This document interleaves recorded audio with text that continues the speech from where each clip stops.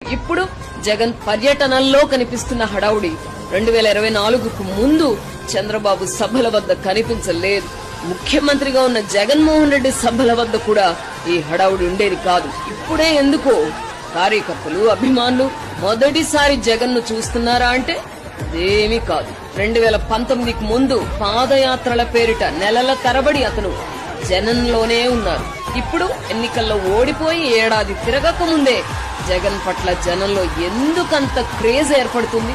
తాము పిచ్చి పిచ్చిగా అభిమానించే నాయకుడు ఓడిపోయాడనే బాధ ఉంటే ఉండవచ్చు. 15 ఏళ్లుగా రాజకీయాల్లో, అది కూడా జనాల్లో కలియదిరిగిన ఏ నాయకుడికైనా సినిమా స్టార్ వలె క్రేజ్ ఉండడం అసహజంగా అనిపించడం లేదా? జగన్మోహన్ రెడ్డి రాజకీయ ఎత్తుగడలను అర్థం చేసుకోలేని వారు తమకు తోచిన విశ్లేషణలు చేస్తున్నారు. ఏడాది క్రితం జరిగిన ఎన్నికల్లో అనూహ్య పరాజయాన్ని చవిచూసిన ఆయన తేరుకోవడానికి ఎంతో సమయం పట్టలేదు. 2019 ఎన్నికల్లో ఓటమి పాలైన తెలుగుదేశం పార్టీ కోలుకోవడానికి చాలా సమయం పట్టింది. జగన్మోహన్ రెడ్డి తెలివి తక్కువ వాడు కాదు.